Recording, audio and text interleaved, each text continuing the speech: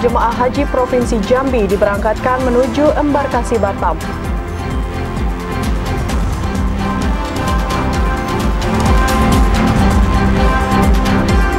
Tujuh jamaah haji Kabupaten Bungo ditunda keberangkatannya.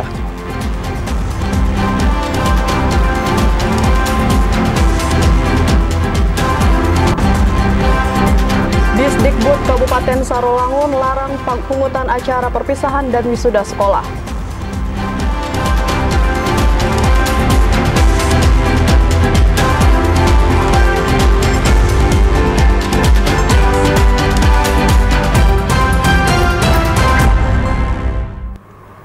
Assalamualaikum warahmatullahi wabarakatuh. Terima kasih Anda masih menyaksikan Jambi hari ini, edisi Rabu 14 Mei 2025.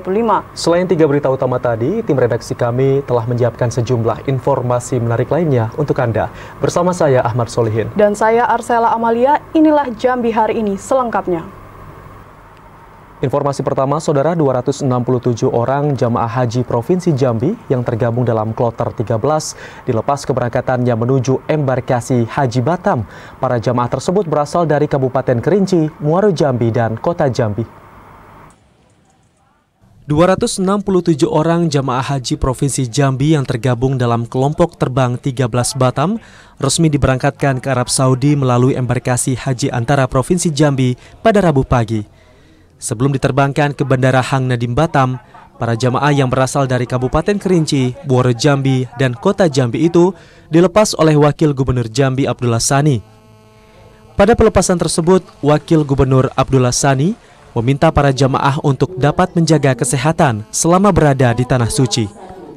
Penerapan pola istirahat yang tepat saat melaksanakan ibadah haji sangat diperlukan untuk menjaga kondisi fisik. Mengurangi aktivitas di luar rangkaian ibadah haji yang dapat menguras energi sangat disarankan untuk menghindari kelelahan. Para jamaah dihimbau untuk selalu mengikuti arahan dari para petugas haji dalam upaya mendukung kelancaran seluruh rangkaian ibadah. Para jamaah diharapkan nantinya menjadi haji dan hajah yang mabrur setelah melaksanakan rangkaian ibadah dan kemudian menjadi contoh yang baik bagi keluarga maupun lingkungan. Alhamdulillah pula pada hari ini tanggal 14 Mei 2025 ini untuk pertamanya kloter 13 diberangkatkan dari asrama haji ini insya Allah sampai ke Batam dan langsung nanti menuju ke Madinah. Madinah. Dan perlu kami sampaikan Alhamdulillah pula insya Allah berdasarkan apa yang kita lihat Pak Asisten Pak Kanwil bahwa semua petugas baik mulai pemberangkatan sampai nanti mendampingi sampai ke pelaksanaan ibadah haji sampai pulang insya Allah kondisi sudah. Kepala Kantor Wilayah Kementerian Agama Provinsi Jambi Mahbub Daryanto menuturkan proses pemberangkatan jamaah haji yang tergabung dalam kloter 13 seluruhnya dapat berjalan lancar. Mulai dari penerimaan jamaah hingga proses pemberangkatan ke bandara, seluruh jamaah dinyatakan sehat dan layak untuk diterbangkan berdasarkan pemeriksaan kesehatan yang dilakukan. Ini jam 10.40 dan jam 11 akan terbang ke Hang Nadim, mendarat terus istirahat di lounge bandara selama kurang lebih 2-3 jam, nanti baru proses boarding. Karena jumlahnya pesawat ini kan kapasitasnya 445 orang, jadi butuh waktu boarding paling nggak 2 jam. Jadi jam 4 sore sudah boarding dan jam 6 sore nanti akan terbang ke Madinah. Sudah insya Allah sudah layak. Sampai pagi ini tidak ada laporan. Ya, kemarin semalam ada yang kurang sehat, sudah kita upgrade lah kesehatannya. Seluruh jemaah haji Provinsi Jambi yang tergabung dalam kloter 13 Batam akan menginap di sektor 1 wilayah Syisyah. Randy Arta, TVRI Jambi melaporkan. Sebanyak 660 jamaah haji Kota Jambi dibekali sambal kentang goreng oleh Wali Kota Jambi. Tidak hanya sekedar lauk, tetapi ini memiliki pesan agar jemaah menjaga kesehatan jamaah dengan pola makan yang baik. Jemaah haji asal Kota Jambi sebanyak 660 orang dibekali sambal kentang goreng. Ini merupakan inisiatif dari Wali Kota Jambi Maulana untuk mengingatkan mereka agar tidak lupa makan saat menjalankan ibadah haji di Mekah. Setiap satu orang jamaah dibekali dengan 1 toples sambal kentang. Bekal yang diberikan ini pun disambut baik oleh para jamaah yang akan melakukan perjalanan haji ke Tanah Suci Mekah pada Rabu pagi tadi. Wali Kota Jambi Maulana mengatakan pentingnya menjaga pola makan yang baik untuk menjaga kebugaran tubuh, sehingga para jamaah dapat mengikuti rangkaian ibadah haji dengan sehat. Sedikit sambal ya, dari kami untuk semua jamaah. Sebetulnya itu pesan pentingnya adalah jangan lupa makan. Karena saya selama jadi dokter kloter dan lain-lain, tuh awal jemaah haji sakit itu dimulai dari tidak mau makan. Tidak makan, kehabisan energi, daya tahan tubuhnya turun, sehingga ada batuk, saudara kiri kanan sebelah waktu sholat ya gampang sekali tertular. Sebanyak 221 jamaah haji Kota Jambi masuk dalam kloter pertama Provinsi Jambi. Sejak pagi tadi mereka sudah bertolak dari asrama haji menuju Bandara Sultan Taha Jambi, kemudian menuju Arab Saudi Mekah melalui Bandara Hang Nadim Batam. Joko, TVRI Jambi melaporkan. 125 jamaah haji asal Kabupaten Tanjung Jabung Timur mulai diberangkatkan ke asrama haji Provinsi Jambi. Di tahun ini jamaah haji kategori lansia hanya 14 orang. Masjid Nur Ad-Darajat Kabupaten Tanjung Jabung Timur dipenuhi kebahagiaan saat 125 jamaah haji asal Kabupaten Tanjung Jabung Timur dilepas oleh pemerintah setempat bersama Forkopimda dan Kemenak. Pelepasan ratusan jamaah ini dilakukan pada Rabu 14 Mei 2025 sekitar pukul 10 waktu Indonesia Barat. Kepala Kemenak Kabupaten Tanjung Jabung Timur Muhammad Iqbal mengatakan, dari 125 jemaah haji yang berangkat, 14 diantaranya dalam kategori lansia, sedangkan sisanya jamaah reguler, pendamping mahram hingga mutasi. Seluruh jamaah Kabupaten Tanjung Jabung Timur tergabung dalam kloter 14 BTH embarkasi antara Jambi yang masuk ke asrama haji Provinsi Jambi pada Rabu 14 Mei 2025 pukul 13 waktu Indonesia Barat. Setelah masuk ke asrama haji, berdasarkan jadwal jamaah kloter 14 BTH ini akan mulai diberangkatkan ke Batam pada Kamis 15 Mei 2025 pukul 10.45 waktu Indonesia Barat.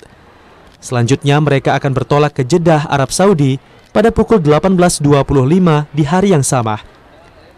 Kepala Kemenak Tanjung Jabung Timur berpesan kepada jamaah untuk mempertebal rasa syukur kepada Allah Subhanahu wa Ta'ala atas kesempatan menunaikan ibadah haji. Karena masih banyak umat muslim yang harus menunggu daftar antrian berangkat haji sampai bertahun-tahun lamanya. Jumlah jemaah haji Kabupaten Tanjung Jabung Timur sebanyak 125 orang. Laki-laki 56 orang, perempuan 69 orang.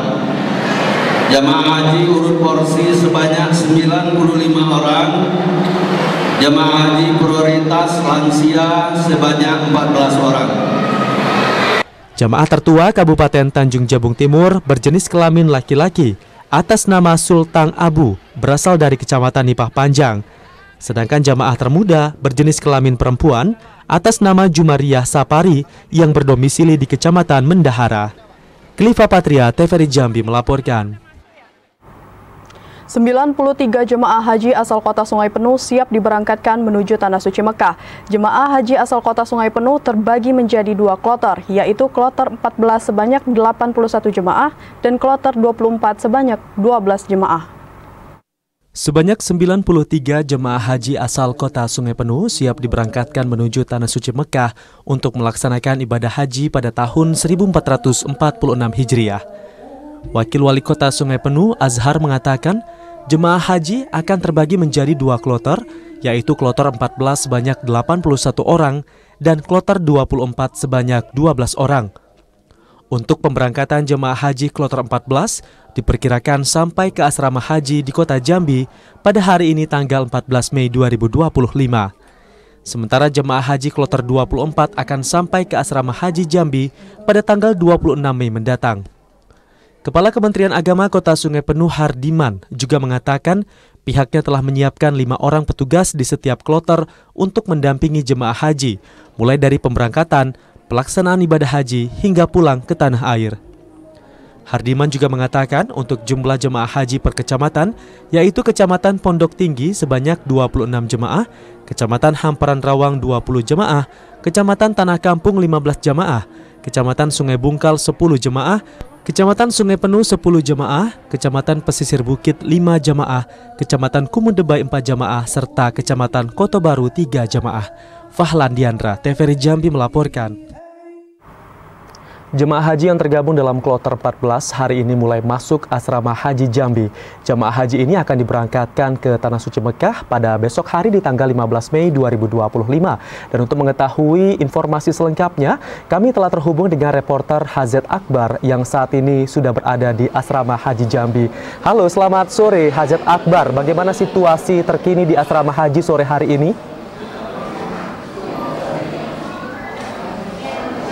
Ya, selamat sore Amzul, selamat sore Amzul dan juga saudara. Ya, memang saat ini saya tengah berada di asrama haji di mana kloter 14 jemaah haji Provinsi Jambi sebagian telah tiba di asrama haji. Sebanyak 445 jemaah haji ini terdiri dari beberapa wilayah yang ada di kabupaten kota dalam Provinsi Jambi dengan rincian jemaah kota Jambi yang telah hadir tadi dan juga telah dilakukan pemeriksaan ini sebanyak 230 jemaah. Kemudian di jemaah asal dari Tanjung Jabung Timur yang baru saja tiba tadi pukul 1 waktu Indonesia Barat, dan saat ini di belakang saya tengah dilakukan pemeriksaan ini sebanyak 125 jemaah. Kemudian untuk kota Sungai Penuh ya ini sebanyak 81 jemaah. Kemudian untuk petugas haji dari PHD dan juga KBI HU ini sebanyak 5 orang, dan PPIH atau pendamping haji ini sebanyak 4 orang yang nantinya juga akan mendampingi jemaah haji dalam proses pemberangkatan menuju ke Tanah Suci Mekah.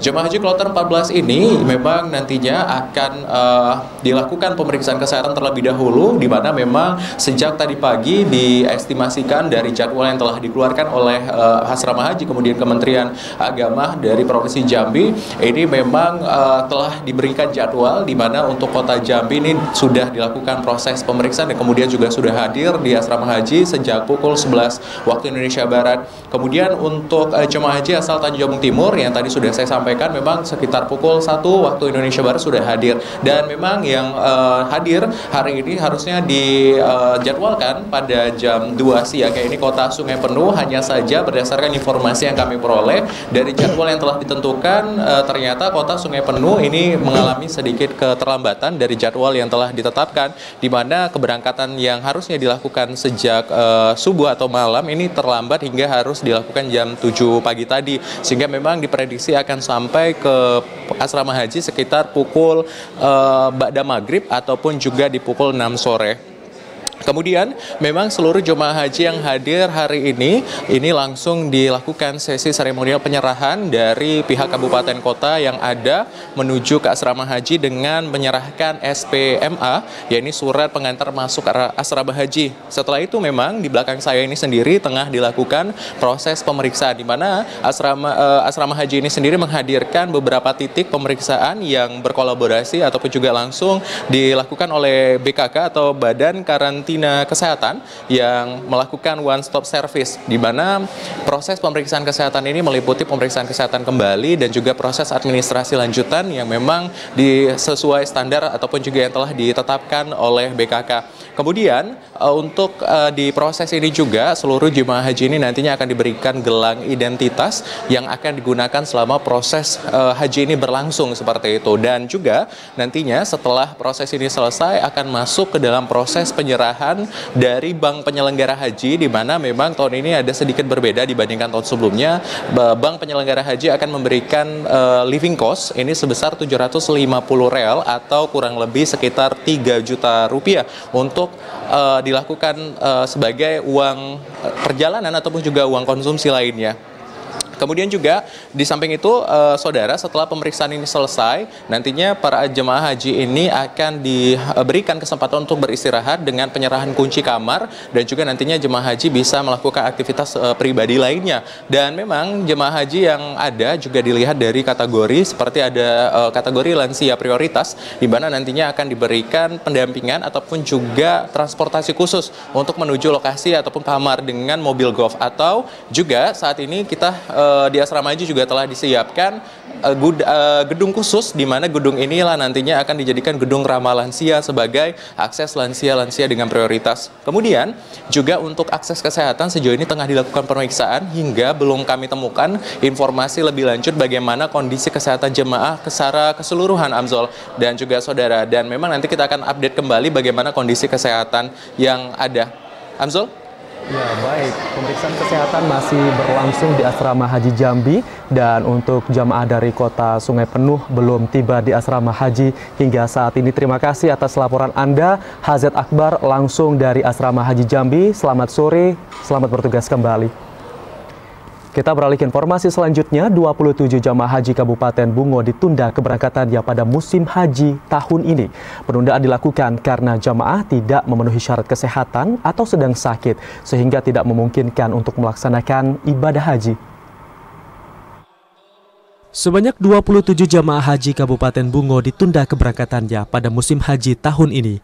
Kasih Penyelenggaraan Haji dan Umroh Kementerian Agama Kabupaten Bungo, Syamsuri, mengatakan penundaan dikarenakan kondisi kesehatan jamaah belum memungkinkan untuk berangkat ke Tanah Suci bersama dengan rombongan kloter 19 pada tanggal 20 Mei mendatang. Jemaah yang ditunda keberangkatannya yakni 24 orang dengan nomor urut porsi haji dan 3 orang porsi cadangan. Yang tertunda itu sebanyak 27 orang. Yang porsi urutnya yaitu 24 orang, kemudian dari cadangan 3 orang. Nah, alasan jamaah yang tunda ini yang pertama yaitu sakit permanen, kemudian ada juga yang ibu yang sedang hamil, kemudian ada juga jamaah ini porsinya terpisah antara suami istri. Mungkin waktu daftarnya lebih dahulu suaminya atau istrinya. Selain 27 jamaah haji yang ditunda keberangkatannya, ada 3 jamaah calon haji yang menunda berangkat dengan alasan terpisah berangkat dengan suami atau istrinya. Jamaah haji termuda di Kabupaten Bungo berumur 19 tahun atas nama Junita Lestari, asal Dusun Sungai Mengkuang, Kecamatan Rimbo Tengah. Sedangkan yang tertua berumur 85 tahun atas nama Dharma Zainal Abidin, asal Dusun Tanjung Agung, Kecamatan Muko-Muko, Batin 8. Muhriandi, TVRI Jambi melaporkan.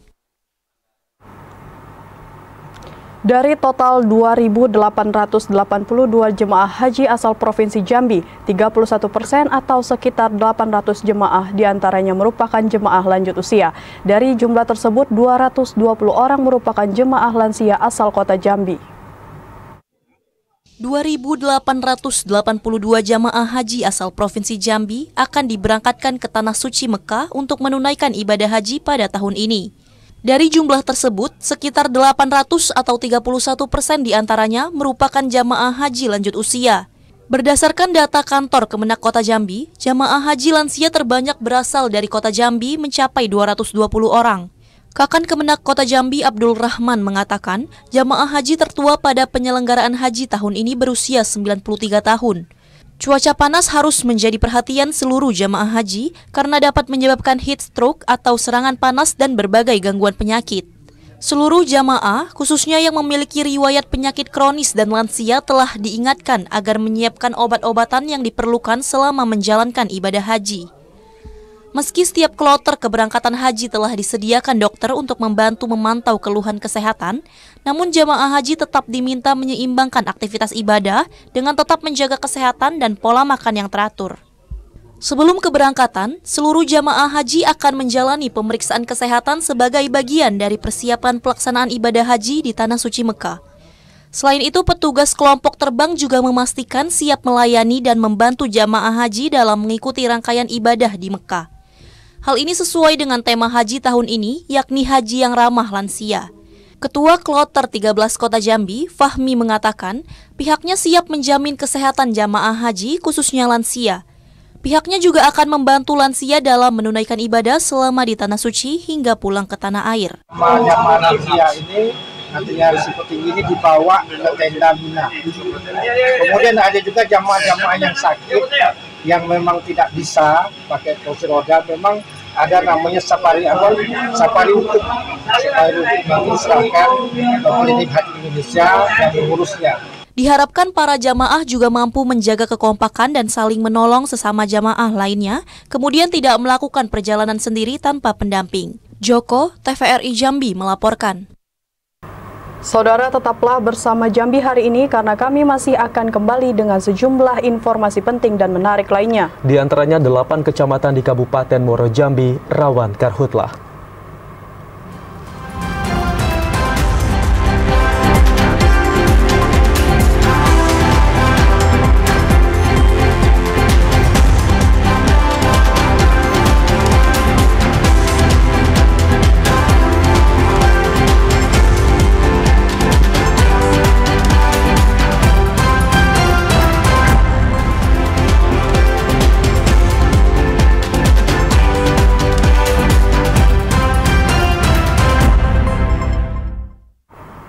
Anda kembali bergabung bersama kami di Jambi hari ini.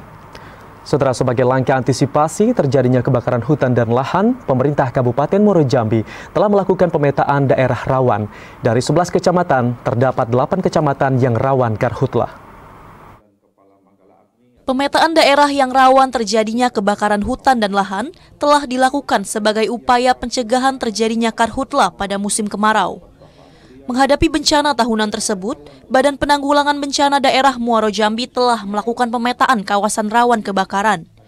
Dari 11 kecamatan, terdapat 8 kecamatan yang rawan terjadi kebakaran, yakni Kecamatan Kumpe, Kumpe Ulu, Taman Rajo, Marosebo, Jaluko, Sekernan, Mestong, dan Kecamatan Sungai Gelam. PLT Kalaksa BPBD Muaro Jambi alias mengatakan, terdapat 85 personil BPBD yang disiagakan dan dibantu dari TNI Polri serta Manggala Agni dalam pencegahan maupun penanggulangan bencana kebakaran hutan dan lahan. Selain mensiagakan personil, pemerintah juga menyiapkan peralatan pemadaman karhutlah. Ini menjadi pendekatan lokus kita ke depan, artinya melalui pada kesempatan ini kami sampaikan kepada pihak pemerintah kecamatan untuk bisa menjuruskan kepada pemerintah desa untuk melakukan pencegahan secara preventif. Artinya melakukan sosialisasi juga kemudian himbauan kepada masyarakat untuk kiranya tidak membuka lahan dengan cara manual, dengan cara membakar. Karena efek dan dampaknya sangat luar biasa, bukan hanya kepada kita, tapi juga bisa mempengaruhi terhadap beberapa faktor kehidupan yang lain. Gitu. Muaro Jambi menjadi daerah di Provinsi Jambi yang pertama menetapkan status menjadi kesiapsiagaan bencana kebakaran hutan dan lahan tahun 2025. Tim Satgas Karhutlah juga akan memastikan kesiapan perusahaan untuk mensiagakan peralatan dan personil Karhutlah. Azam Afnan, TVRI Jambi melaporkan. Sebuah mobil minibus tertimpa pohon tumbang saat melintas dari Muaro Sabak menuju kota Jambi. Akibat insiden ini, 1 orang meninggal dunia di tempat. Hujan deras yang mengguyur kawasan jalan lintas Jambi Muaro Sabak, tepatnya di Desa Kota Baru, Kecamatan Geragai, Kabupaten Tanjung Jabung Timur, Selasa sore kemarin menyebabkan 1 pohon besar tumbang dan menimpa 1 unit mobil Toyota Kijang Innova dengan nomor polisi B585 ARK. Peristiwa yang terjadi sekitar pukul 16 waktu Indonesia Barat itu menyebabkan 1 orang tewas di tempat. Korban adalah Ibda Al-Mujamil, yang diketahui merupakan Kanit Dalmas Polres Tanjung Jabung Timur. Menurut keterangan Kasat Lantas Polres Tanjung Jabung Timur, Ibtu Meiselin Lobat, mobil tersebut tengah dalam perjalanan dari Muaro Sabak menuju kota Jambi. Di dalam kendaraan juga terdapat 2 penumpang lain, yaitu Nur Asiyah dan Muhammad Rashid Al-Fatih yang mengalami luka berat. Seluruh korban langsung dievakuasi ke Rumah Sakit Bayangkara, kota Jambi untuk mendapatkan penanganan medis intensif. Kejadian naas ini sempat terekam dalam beberapa video amatir yang beredar luas di media sosial dan mendapat perhatian publik. Menanggapi insiden ini, Polres Tanjung Jabung Timur mengimbau seluruh pengguna jalan lintas Jambi Muaro Sabak agar selalu waspada, terutama saat melintasi kawasan tersebut ketika hujan lebat disertai angin kencang karena banyaknya pohon besar yang rawan tumbang. Kliva Patria, TVRI Jambi melaporkan. Pemerintah Provinsi Jambi akan memperbaiki jalan dari Pungut Mudik menuju Sungai Kuning sepanjang 26 km. Perbaikan ini dirancang mulai tahun 2026 untuk mempermudah akses warga pedalaman. Beginilah kondisi jalan utama menuju 3 desa di Renah Pemetik, yakni Desa Pasir Jaya, Lubuk Tabun, dan Sungai Kuning, Kecamatan Siulak Mukai, yang telah lama menjadi keluhan warga. Jalan berlumpur, licin, dan sulit dilalui, terutama saat musim penghujan, menjadi penghambat utama bagi petani dan warga untuk membawa hasil pertanian mereka ke pasar. Jalan tersebut merupakan akses utama bagi masyarakat yang mayoritas berprofesi sebagai petani. Setiap hari jalur ini menjadi penyambung antara lahan perkebunan dan pasar, serta antara desa dan pusat pelayanan publik. Gubernur Jambi Al-Haris mengatakan pemerintah Provinsi Jambi memastikan akan memperbaiki ruas jalan dari Pungut Mudik menuju Sungai Kuning sepanjang 26 km. Rencana ini akan mulai dikerjakan pada tahun 2026. Langkah tersebut diambil untuk meningkatkan akses dan memperlancar mobilitas warga, terutama yang tinggal di daerah pedalaman. Jarak angkut dari sini ke Kota Sukabumi ke Provinsi ke Jambi itu sekian 10 jam. Sampai Jambi nanti busuk barangnya. Nah, kalau jalannya mulus, ini yakin saya banyak hasil produksi yang di sini nanti bisa kita jual ke luar daripada Jambi bahkan ya, sehingga nanti kita berharap daerahnya juga bisa mendukung ketahanan pangan kita. Pembangunan jalan itu menjadi prioritas Pemprov Jambi karena sangat dibutuhkan oleh masyarakat. Dengan perbaikan jalan, diharapkan aktivitas ekonomi warga dapat tumbuh lebih cepat dan distribusi barang serta jasa menjadi lebih lancar. Ilwan, TVRI Jambi melaporkan.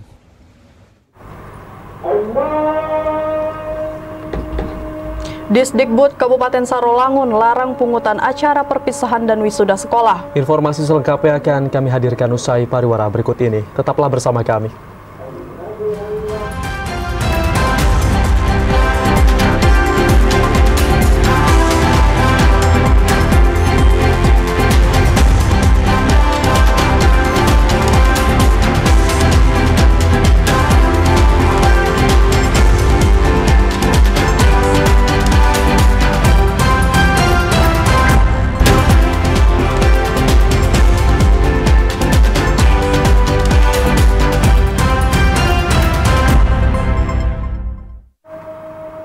Terima kasih Anda masih bersama kami di Jambi hari ini.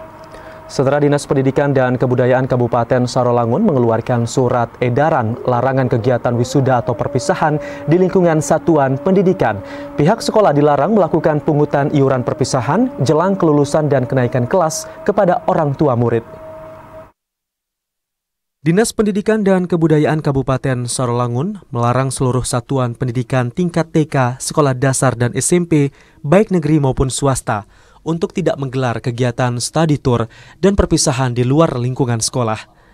Kepala Dinas Pendidikan dan Kebudayaan Kabupaten Sarolangun, Arsyad, mengatakan, imbauan dan larangan ini sejalan dengan persiapan penilaian akhir semester serta penilaian akhir tahun maupun ujian sekolah serta libur sekolah sesuai dengan kalender pendidikan tahun ajaran 2024-2025. Pihaknya sudah mewanti-wanti seluruh kepala sekolah agar tidak melakukan pungutan dalam bentuk apapun untuk membiayai pelaksanaan perpisahan siswa.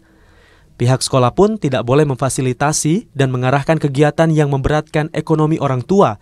Sedangkan untuk sekolah swasta wajib menyesuaikan dengan kebijakan penyelenggara atau yayasan. Termasuk itu sudah lama kita serukan memang. Dan tetapi ini kan merupakan bentuk daripada syukur orang tua dan kolaborasi dengan sekolah, sehingga itu masih ada sekolah yang melaksanakan itu. Namun dalam bentuk edaran seharusnya kita sudah mengimbau kepada para sekolah atau satuan pendidikan untuk berhati-hati atau teliti lagi dalam rangka melaksanakan kegiatan. Disdikbud Sarolangun juga melarang penahanan ijazah oleh pihak sekolah dengan alasan apapun, dan setiap peserta didik berhak menerima ijazah tepat waktu setelah menyelesaikan masa pendidikan. Edi Kusnadi, TVRI Jambi melaporkan. Pihak keluarga siswa di Sekolah Dasar Negeri 84 Kabupaten Batanghari memprotes kebijakan sekolah terkait pungutan uang study tour perpisahan siswa. Kebijakan pihak Sekolah Dasar Negeri 84 Desa Kotoboyo, Kecamatan Batin 24 Kabupaten Batanghari menuai protes dari warga, khususnya dari pihak keluarga siswa. Protes ini terkait pungutan uang study tour dalam rangka perpisahan bagi para siswa. Sekolah mewajibkan agar wali murid membayar uang sebanyak Rp680.000, diantaranya untuk membeli selempang, cenderamata bagi guru, serta uang rekreasi ke kota Jambi yang akan dilaksanakan dalam waktu dekat ini. Ironisnya, beban biaya ini juga diberlakukan bagi para wali murid yakni siswa kelas 6 yang tidak ikut dalam kegiatan study tour tersebut. Salah seorang pihak keluarga siswa, Jusmaini, mengaku biaya yang dipatok sekolah tersebut sangat membebani orang tua siswa, terlebih bagi keluarga yang kurang mampu.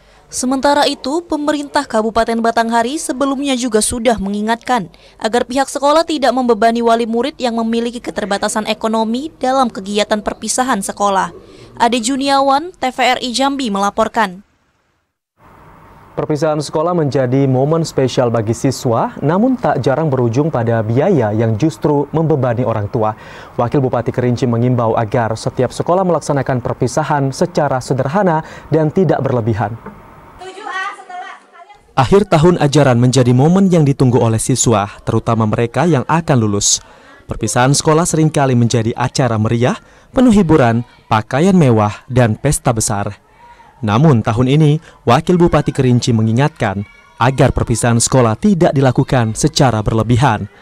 Hal itu bertujuan untuk menghindari pemborosan dan beban biaya yang tinggi bagi orang tua siswa.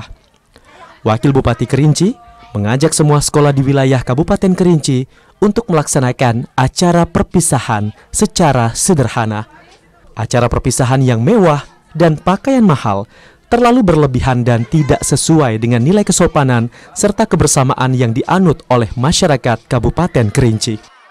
Sudah kebiasaan setiap tahunnya pihak sekolah mengadakan yaitu melaksanakan perpisahan. Dalam ini bukan dalam harga mati tidak boleh melaksanakan, tapi jangan terlalu beratkan kepada orang tua murid dalam pelaksanaan perpisahan. Jadi perpisahan cukup dilaksanakan secara sederhana. Tidak perlu terlalu berlebihan sehingga membebankan orang tua murid. Oleh sebab itu, ini kita pertegaskan melalui Dinas Pendidikan. Oleh sebab itu, Dinas Pendidikan juga sudah mengadakan, pertegaskan supaya Dinas Pendidikan membuat edaran atau pemberitahuan kepada pihak sekolah dalam pelaksanaan, yaitu perpisahan di sekolah.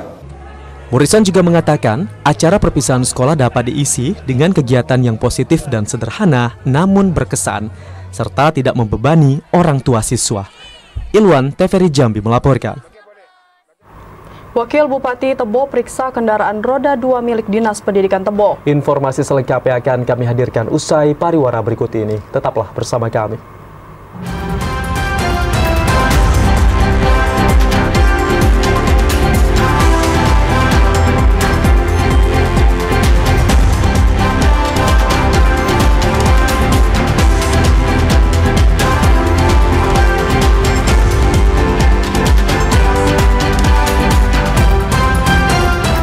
Terima kasih Anda masih bersama Jambi hari ini dalam segmen advertorial. Wakil Bupati Tebo kembali melakukan pemeriksaan kendaraan dinas roda 2 milik Dinas Pendidikan Kabupaten Tebo. Dari 106 kendaraan, 3 diantaranya belum dikembalikan. Menindaklanjuti apel pemeriksaan kendaraan roda 2 yang dilakukan beberapa hari terakhir, Wakil Bupati Kabupaten Tebo pada Rabu siang kembali melakukan pemeriksaan kendaraan operasional roda 2 milik Dinas Pendidikan Kabupaten Tebo. Dari 106 kendaraan yang diperiksa, 3 kendaraan belum dikembalikan.